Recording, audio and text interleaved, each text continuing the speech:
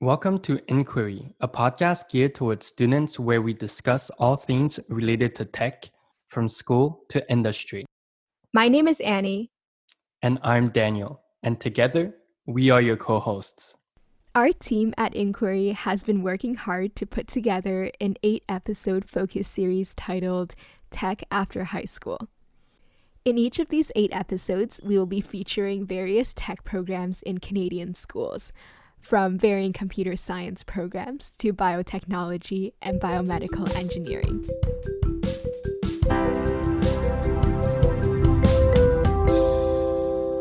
For today's episode, we are so excited to introduce Ayush Gupta. Officer Cadet Ayush Gupta is a regular officer training plan student at the Royal Military College of Canada in Kingston, Ontario. He is currently undertaking a Bachelor's of Aeronautical Engineering. He enrolled in the Canadian Armed Forces in 2019 for the pilot trade, which includes his training and studies at the RMC. Thank you so much for joining us, Ayush. Why don't you start off by telling everyone a little bit more about yourself? Yeah, thanks for having me on the show. I'm really excited to be here. I joined the Royal Military College last year in September, and before that, I joined the military in June and went through the basic military officer qualification Module 1 in Saint-Jean-sur-Richelieu. Before all that, I'd actually been an air cadet for 6 years, and I think that's really what sparked most of my interest in flying and aviation. I was fortunate enough to get my glider and private pilot's license through there and become a glider instructor. So that really helped me choose a career in aviation, and I think the military was the right path for me through that. Perfect. That all sounds very interesting. So today we're going to try to break down all the different experiences that you've had. So your background is quite unique for a student. So you're currently kind of enrolling in the Army through the college, right? Yeah, so the general idea is that unlike civilian universities, where you pay to go to classes in university through tuition, the Royal Military College is structured a little bit differently in that instead of us having to pay for our school, we have to pay back through military work afterwards. It's a ratio of like 1 month of paid education is about 2 months of military experience and military work experience afterwards. So what that means is instead of paying, I've signed a contract to work after my degree is done. And part of that also works in my advantage, and that means that I have a guaranteed job after graduation. So it's helpful in that regard as well. It's not just mandatory military service. Right.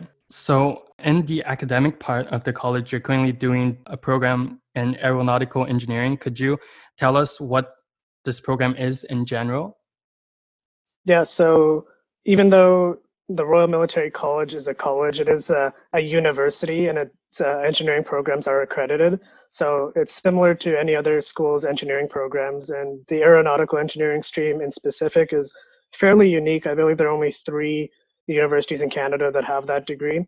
And it's centered pretty much the same as the mechanical engineering program with a specialty in aerodynamics. So you do a little bit more fluid stuff and a little bit more dealing with airflow and more aviation side of things. And that really, I think, will help me in my career as a pilot in the Air Force.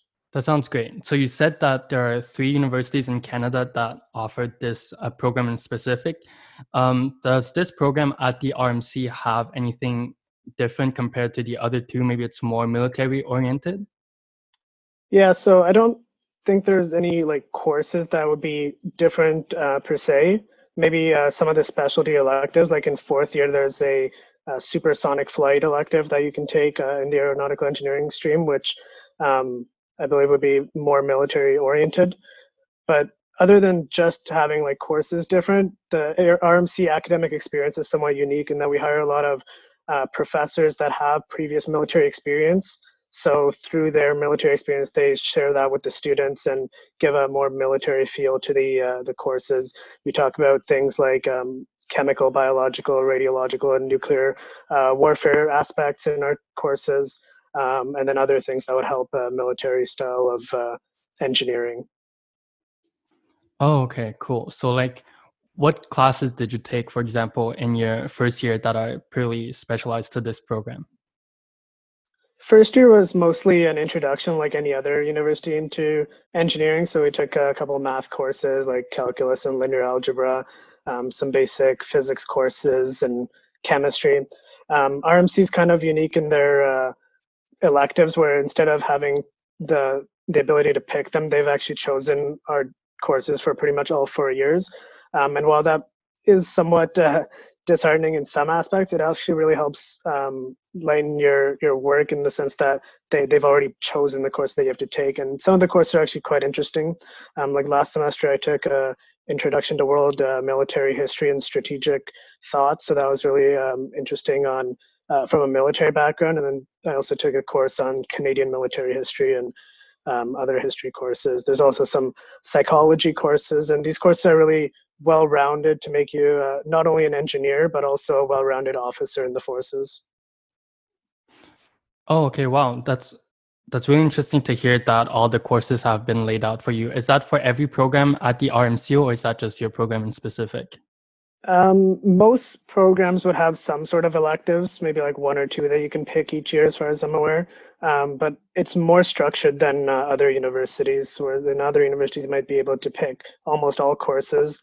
RMC doesn't necessarily have the capacity, since we're a fairly small school. For most classes, we only have one, maybe two sections of each class, and each class holds maybe 30 people in it. So it's quite a small school, and if we had students getting to pick which class they take all the time, it just wouldn't fit in the schedule. So that's why they've pretty much taken the prerequisites from each course and then made a schedule that works for everyone. Oh, okay, that makes a lot of sense. And at the same time, students don't need to spend a lot of time trying to figure out how their schedule is going to work. Yeah, exactly. It takes a load off of the students for sure, and it also makes sure that we have all of the courses that we need to graduate. Right. So before you entered the RMC, you also did a year at Carleton in the same program. Could you talk a little bit more about that and how that compares to what you're doing now? Yeah, the program was generally the same. The major difference that I found were the class sizes. Whereas Carleton University is, a university like pretty much every other university in Canada that have really large class sizes, 200, 300 people in a lecture room, and the teachers or the professors mostly just talk to you and lecture. I found RMC to be more of a high school kind of feel, where even though there are professors with doctorates and master's degrees and all that, they're more personal with you because the class sizes are just so small. We're only a school of about 1,200 officer cadets, so it's about the size of a high school, and through that, the professors and the class sizes are much the smaller, so it's a lot more personal. In terms of the degree, I would say it's relatively the same, but just maybe a little bit more of a military aspect to it with RMC. Mhm. Yeah. Um, what would you say makes the Royal Military College unique outside the fact that, of course, it is like a military institution? Yeah, so RMC is a program focused on four pillars, as we like to call them, with academics being only one of them. So the academic side of RMC is just one out of four things. The other three include military training, physical fitness, and bilingualism. So I'll go into each of them pretty shortly. Academics is just like any other university. They want you to maintain, you pass all your classes and maintain a decent average throughout them. That's what will get you your degree. But to get the full degree from RMC, you need to accomplish all four pillars. Otherwise, they won't give you a degree from RMC. Um, the second one being military experience. So each officer cadet, as they age through the years, have to hold a command position. So the cadet wing actually works in a hierarchical format, just like you would see in the military. So the first years being the lowest, who are then commanded by a small, like they're in a small section that's usually headed by a second year or third year. Or a fourth year. And then in second year, you gain a little bit more responsibilities working with your squadrons, and the squadrons are commanded by other third years and fourth years. So as you move through years, you actually gain more responsibilities and more students under your command, let's say. So each student needs to hold at least one command position throughout their time at the college, and that'll set you up well for your officer experience in the Canadian Forces afterwards. The third pillar is physical fitness. So we're the only institution, the only university institution, as far as I know, that has a fitness standard to be part of it. So each semester we hold a physical fitness test, um, which tests your regular things like strength and endurance, just physical abilities overall, and it's mandatory that students pass that to continue at the college. Otherwise, they're placed on remedial fitness training, which will hopefully get you up to the standard by the time the next fitness test rolls around. And the last one is bilingualism, and that's held pretty deeply in the Canadian Forces, since Canada is a bilingual nation, and we have a lot of military members that are French speaking or English speaking, let's say. Then all officer cadets at the Royal Military College need to learn the other language. So when I went in, I was very well proficient in English, and I could somewhat speak French. And it just so happened that I was able to pass my French qualification when I first got there in first year. So that took that pillar away from me. Like I've already passed that one, but if not, they provide actually quite a extensive amount of French training. Living in Ottawa for me was fairly lucky that I was exposed to French, but I have a lot of friends that were from British Columbia and Alberta and say who haven't really spoken much French. And when they got to RMC, they're pretty much learning from nothing. And it's actually pretty remarkable how they can get people to a bilingual level by the time they graduate. But that's also just one of the other pillars of RMC that you need.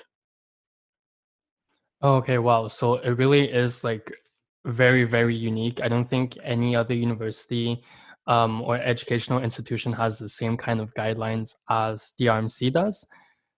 Just out of Yeah. curiosity, so I know there's a base in Quebec at Saint-Jean-sur-Richelieu. Is that just purely a military base, or is there also like a college over there? So part of Saint Jean, the main military base that most people think of would be the Canadian Forces Leadership and Recruit School, which is where everyone goes who enrolls into the forces to do their basic training. There is also a smaller military college there. It's mostly for like a bridge from the Quebec CEGEP system to the university, but there are many people who go there for first year. It hasn't quite developed to like a full military college like RMC Kingston, but it might be something that they look at in the future. Oh, okay. So it's so the main gateway to military and education at the same time would be through the RMC. Yeah, yeah, and there used to be a college in the west called Royal Roads near Victoria, but that shut down a couple of decades ago, I think. Oh, okay. So I'd like to go into the application phase now. So what are some requirements of the application? Yeah, so it's a little bit different when it comes to applying to RMC versus other universities. Instead of seeing RMC more as a post-secondary institution, it's more of a stepping stone on training to your final trade in the military. So the way that the application process actually works is through the recruiting centers for the forces. And then you have to go through the whole military recruiting process, and that includes their aptitude test, the interview, the medical screening, depending on which trade you pick. So for my trade, it was pilot, or there are other aircrew trades. You need to do some specialized aircrew testing in Trenton. So, and then an aircrew medical as well. So there's a lot of stepping stones to get you through there.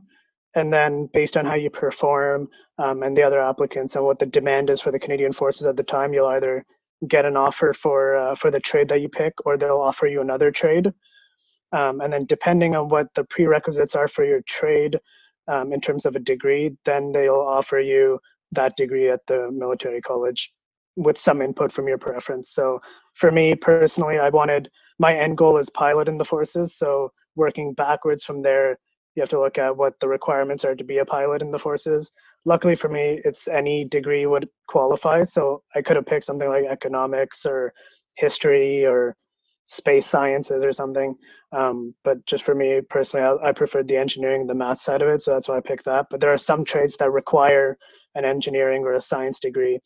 So that's where you would have to pick your degree. But it's based mostly on your trade. So you're admitted based on your end goal job, and RMC is one step of training on the way there.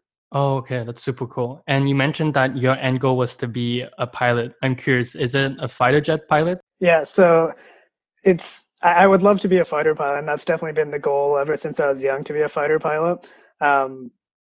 It's not super cut and dry on how it works though, because you after the college you go on some military like flight training courses, and based on your performance on those and the demand that they actually need, so if they're seeing fewer fighter pilots in the trade, or if they need more helicopter pilots, then they'll place you based on your performance and the demand for the Canadian Forces, with some input from your preference, but it's not really well known on how much that input really matters. Yeah. So would you say that grades play an important part in this application? Yeah, so even though part of it is, or like the majority part of it is the military aspect, the grades are really important because they want to select a small amount of people for each trade, right? Each trade only has a certain amount of officers that can go into it, and the Royal Military College only has a certain amount of spots. Like we only take about 250 or so first years each year, and that's from across the country. So having higher grades definitely puts you at a competitive advantage, but also having other things like past cadet experience or being involved at school or playing sports, all those really help put your application aside from everyone else and make sure that you get a spot. Also, the performance on the aptitude tests are really important as well. So you just mentioned some supplementals to have in your application. Outside of, for example, cadet experience and sports, are there any other supplementals that someone looking to go into the RMC should have? I think overall, it just has to do with how well-rounded of a person you are. Being, stemming from the pillars of RMC, you can kind of extrapolate that to things that you could have prior to going there. So being well-rounded in languages would be really helpful. If you've volunteered in your community, that shows that you're willing to offer stuff to the college. Having any sort of leadership experience is really important, because as an officer in the Canadian Forces, your job is to be a leader, and they're mostly like managers of the forces. So cadet experience really helps in that sense. But if you're a leader at school, say you're working in the student council there, or in your community for say, all of those would be valuable experiences to hold as well. And then definitely the physical fitness side as well. So to be more specific towards the pilot trade, I know that cadets provide like pilot education for free, which is like a really good advantage. Do you think the fact that you had a glider license helped you? I think for the application process, it helps somewhat, because it makes it puts you a little bit step forward ahead of everyone else. And I think from what I've heard from other people who've already done the training and went through the same path as me before, they've said that it helps in pilot training because you're not learning it from scratch, and it's a little bit just less things to worry about when you're there. But overall, I think that any sort of experience in flying would be helpful towards a pilot trade. The military though is firm on its stance that it's like you don't need any experience. So I wouldn't say go out and find go rent planes and go spend a lot of money and drop that on getting a license before joining the military, because they do train from the ground up, and there's a really good success rate on people who don't have any sort of flying experience as well, as long as they put in the effort and they work towards it. Oh, okay, cool. So in general, would you have any advice for students who are looking to join the military college? I think in general, it's recognizing that it's more than just a university experience. You kind of have to be committed to it for an extended duration of time. Like for example, when I signed my first contract, it was a 13-year contract. Not all of that is mandatory time. Like part of it is that they've guaranteed me a job for 13 years, even after my mandatory service uh, payback time. So part of that goes into my advantage as well. But it's important to realize that it's not just a 4-year sort of commitment. And even though it's a free education and you get a salary while you're there, and while all that's nice, there is a lot of other stuff that you're doing. So they really take you and stretch you in every way possible. Like there's early mornings and late nights, and you don't get every weekend off. Evenings aren't off for most times. It's fairly restrictive in that sense, and you might not get the same university experience, but it's definitely a unique one, and it's something that sets you up well for, I would think, a good career in the military. And if that's what you're going for as a career in the military, then RMC is definitely a good way to go about it. So you brought up something that's really interesting, I think, that the fact that when you're at the RMC, your experience is completely different than what you would get at any other normal university. So you said, for example, the schedule. So I actually looked into it, and I think you guys have to wake up at like 6 every day, if I'm not mistaken. Yeah, it definitely depends on how involved you get into college. So all of our classes they're actually well structured, and they're more like a high school in that regard. We have classes that run from 8:30 to 4:30 each day, and we have a lunch period in between, where everyone can eat lunch at the dining hall there. So it helps in, you're not having like really late evening classes unlike other universities, but that means that those days are very crowded, especially if you're in an engineering schedule. So you'd have to wake up fairly early. We have a uniform that we wear each day, so that has to be, well maintained and presented appropriately. The discipline is there. So each morning is fairly early, and then in the evenings, we have physical fitness and sports that we can go to. There's clubs that happen in the evenings, and then on top of that, all the homework for your courses, and sometimes they throw some sort of military stuff that you have to do as well, maybe a drill practice or a parade. That sounds very cool, and it's super different from the campus life in other universities. So how would you have described your experience at this school compared to, for example, at Carleton? Yeah, I think the biggest difference would be just the experience in terms of like lifestyle while at the universities. Well, I was at Carleton, though I didn't live on residence because my home is in Ottawa, so I just lived at home and could drive into Carleton. So maybe I didn't get that same residence kind of lifestyle. It was more relaxed, I would say, at Carleton, where you can pretty much do what you want and go to classes when you have them, and otherwise you're pretty much free to roam around and do whatever you want. And well, a lot of that is still applicable at RMC. Like throughout the day, you're mostly able to do whatever you want on campus. It's a lot more regimented in the sense that everyone has to live, like you said, on campus for all 4 years. Part of that being because they hold responsibility and positions in command of other students, and just having everyone on campus really gives you a different sort of vibe to the college, I would say. You're divided. This college is actually well divided into 12 different squadrons, which are kind of like groups, I guess. And each squadron has different flights in them for each year. So the first year flight and second year flight, and then a third and fourth year flight. So that would make up a squadron. So you really develop a sense of camaraderie amongst your flight mates and as well as in your squadron. We have competitions throughout the year, like a boat race for the first years. There's the obstacle course, which is very well known, which just happened last weekend for all first years. And all of those sort of things kind of go towards your squadron, and each squadron sort of competes amongst each other to win what's called the Commandant's Cup. And which our squadron actually won last year, which is super awesome in that sense. But it really develops a sense of camaraderie, and you really feel a lot closer to the people that you're around. And having the college be so small, you pretty much know almost everyone by the time you're there.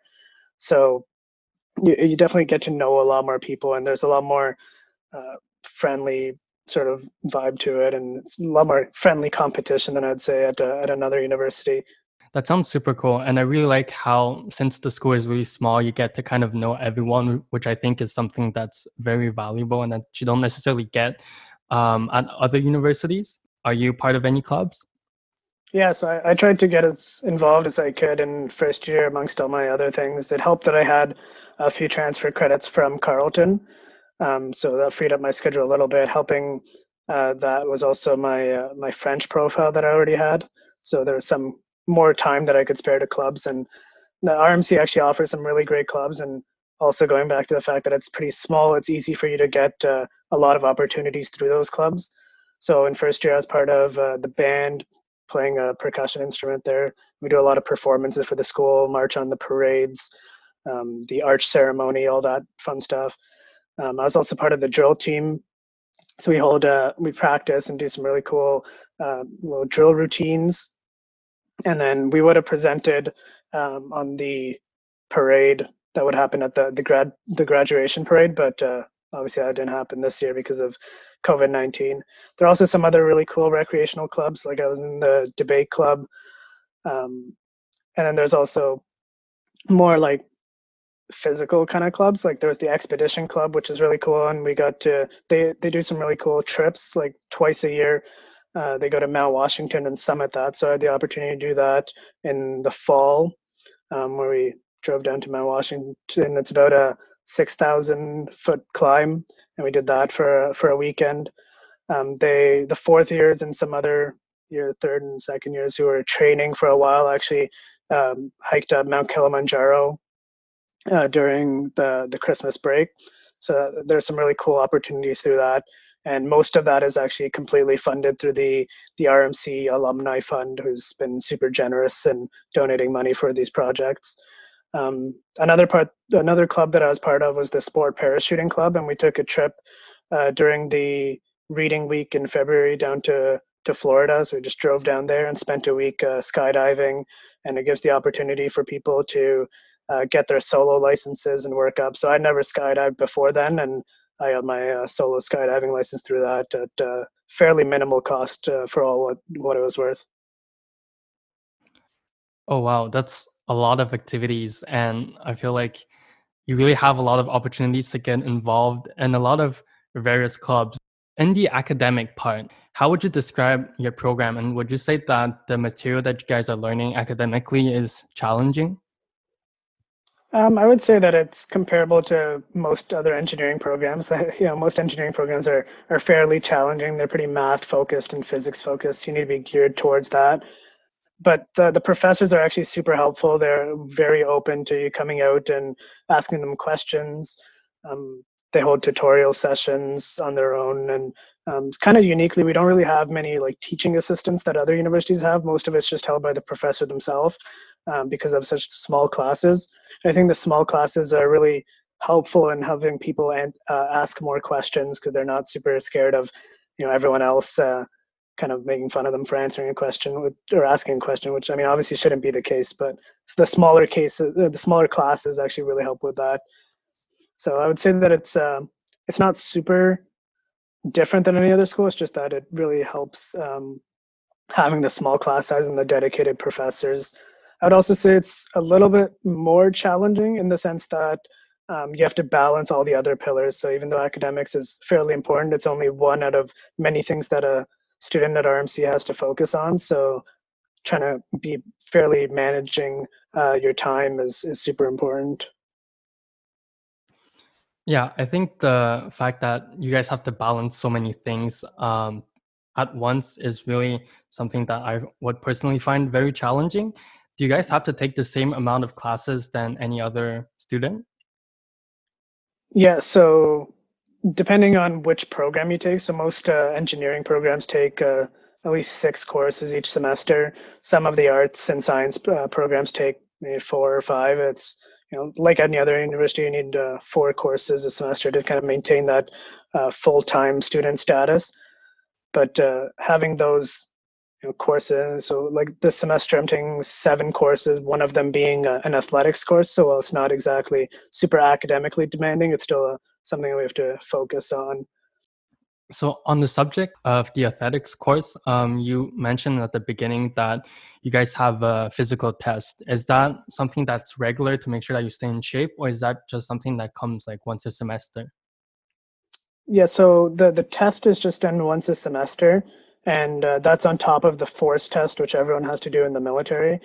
So there are only a few bases and programs that have a supplementary on top of the force test that's standard across the military, RMC being one of them with the physical fitness test there. And each week we have at least a couple hours dedicated to just an athletics class, and depending on which year you're in, you do something different. So it could just be like group sports, or it could be more focused on like strength and conditioning, or combatives, or swimming, or something like that. Then it's more dedicated, and those are really helpful because they're with the personnel support program of the forces. So they hire like proper gym trainers who are very well qualified in that regard to work with us and get us to a good physical standing. On top of that, the minimum is to be doing at least 2 evenings a week of intramural sports, and those kind of range, what you can do over the years. So that could include like basketball or floor hockey or ice hockey, or there's a whole host, and it changes every year. There's also varsity sports that you can take, but those are a lot more frequent. They're most nights each week. Okay, that sounds really cool. It seems like you guys are really well supported through all four pillars of the college. So once you've completed, for example, your semester and then you're into summer, do you guys have something that's similar to co-op or internships at the military? Yeah, so it's pretty much, yeah, fairly comparable to co-op actually, where in the summer we um, either go on some sort of trade training. So for the first summer before first year, you do like I did with the basic training for mod 1, and then the second summer you do mod 2. They've split it up because we just don't have enough time in the summer to do it all at once, and it makes it easier in that sense. But then after that, you'll either go on to second language training in the summers to kind of progress you a little bit further through that bilingualism pillar. Or if you've already completed that, then there's a good chance that you'll get onto some sort of trade training. So for the Army folk, then they can do their basic military officer qualification for Army. And that's more focused on the Army trades. Or pilots, for example, could go on their phase 1 of flight training. If you don't have specific training that you can take without having your degree already, then they send you to a base somewhere in Canada, and you pretty much just work alongside, shadowing the job that you would do in the future. And there's some really cool opportunities with that, I would say, as well. You can go up to like a fighter base in Cold Lake and work alongside other fighter pilots, or ride on military aircraft and see what they do. Oh, wow, that sounds very cool. So you're really getting all the hands-on experience that you're going to be using once you graduate. So Yeah. for you, what kind of summer experience have you had?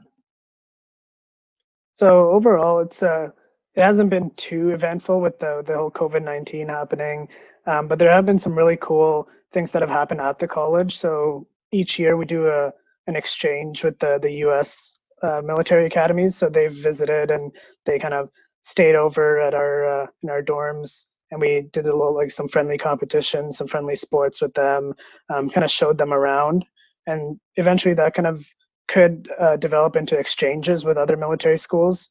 None that I would likely be a part of, because they're only offered to arts and science students, because of the accredited portion of the engineering programs.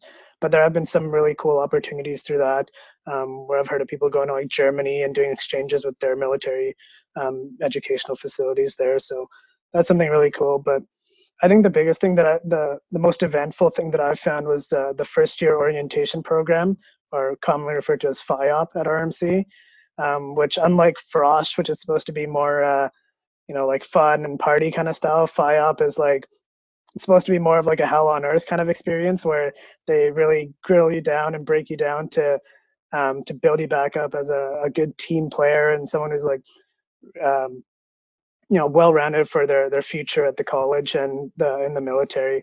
I thought that was a really fun experience. And while I don't want to spoil it for anyone who could go, because there are a lot of FIOP secrets that you just kind of learn as you go, um, it's a really fun experience overall, and really gets you to push yourself more than you've ever pushed before. And that's really well accentuated at the obstacle course at the end, which is just like a full like half day of like maximum physical effort and working with your team, and really presenting to the callers everything that you've really learned in terms of team building through FIOP. Oh, wow, that sounds super intense. So we've now slowly transitioned from your campus life to more of a job prospect aspect. What kind of jobs do the grads from RMC typically do after military? Yeah, so I think it definitely depends on what trade you picked in the military. So for me in particular, I think the military is a good way to get a pilot's license, because doing it through the civilian side and going all the way through the commercial and airline transport pilot license can get super expensive.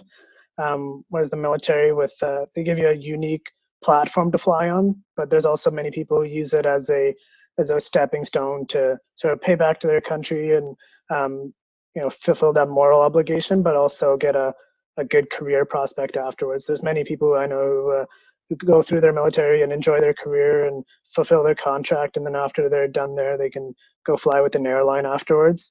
And personally, I don't know how I'd feel about that, because it's definitely different flying. Like I like the cool tactical aspect of it and the whole military background, but that's definitely an option.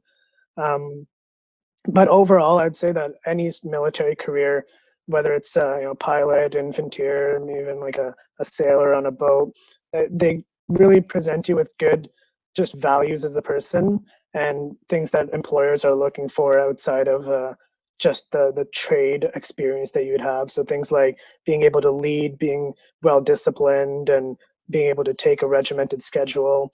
All of those things are super important qualities in the workforce, I would say, and are all aspects that are well taught throughout a military career. Yeah, I definitely agree with your last point.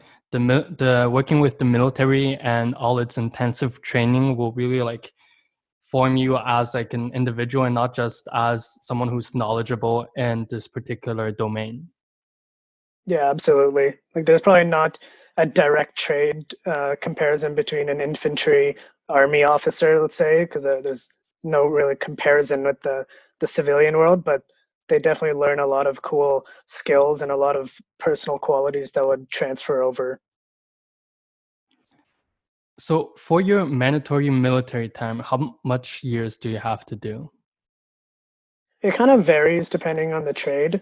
So it's usually about 1 month of education is 2 months of kind of payback military time. But it kind of varies because their training that they give you might extend that a little bit. Um, so it's kind of up in the air in that sense. I would say like overall, probably like 6, 7 years afterwards. But like I said, my initial contract that I signed was 13 years. So I'm planning on, fulfilling that time, but not all of it is mandatory service time. And that 13 years also includes the 4 years of university that they give and all that. So, and it's all like paid, like salary time and pensionable time for the government. So it works well in that regard too. That sounds super cool. So once you graduate, you're heading into the military. Do you see yourself continuing with them for the rest of the career, even after your 13 years? For now, I would like to, and I think RMC really has a long standing like reputation as being very well regarded in terms of like military retention. Like you see a lot of the higher ranking officers in the forces were former RMC graduates, and I think that's just because they instill in you like the military qualities from the get go right there. So I would say that there's a lot of prospects, and even after my career as a pilot, because obviously I can't fly fighter jets forever or any other plane forever. They'll eventually probably post me to some sort of leadership position, and I think that those would be also like good qualities. But obviously things could change over the time, so we'll see what the job entails. But for now, the plan would probably be to stay in for a little bit. That sounds good, and I really like how the RMC really like sets you up for a long time and gives you all these different options that you can pursue, because there's so much things you can do in the military, whether it's just like as you said, fighter jet or different types of piloting, and then afterwards there's leadership roles and all of that. Yeah, absolutely. It's a good career path, I would say, just overall. So to wrap it up, for a student who's looking to join the military and potentially considering the Royal Military College, do you have any advice or just information that you would like to give them? For example, what you should start looking into and stuff like that? Yeah, I would say start early in terms of applying. The military is like most any sort of organization is fairly slow sometimes at processing paperwork. So get in there and get there early. Like I started applying um, before even like I started grade 12. Like sometime near the end of grade 11 was when I started applying, and the reason for that, not only because it takes a lot of time to get through all the hoops, but you might realize something that you need to get done before you're actually able to be employed in the job that you pick. Like, for example, for me, my eyes weren't good enough for pilots, so I had to get laser eye surgery, which actually delays your application by 6 months, which is why I ended up doing a year at Carleton. But that just shows that, like, there might be some sort of thing that you haven't really thought of as much that could delay your application, and you want to leave yourself as much room to avoid having to wait a year or something, because once the cutoff date kind of hits, you just have to wait, really, because they don't take people mid-year. Like, there's no such thing as coming in like in the winter semester at RMC. You have to start from the fall semester. So I'd say that the best thing is the only thing that they'll say is that you can't apply yet, like if you're too young or something, but I haven't really seen that happen. So probably like sometime near the end of grade 11 would be a good time to start. That'll give you enough time to do the aptitude test, the medical, and the interview, and any sort of other things that you need to get done. Okay, cool. That sounds like some great insight. So this wraps up today's episode. Thank you so much for tuning in, and thank you so much, Ayush, for coming on. Thank you for having me. And that's a wrap for today's episode featuring Ayush, which is part of Inquiry's focus series Tech After High School. We hope you enjoyed. Thanks for tuning in and having us be a part of your journey to code your future. Make sure to follow us on social media to stay in the loop and for a chance to have your questions answered in our next episode. See you then.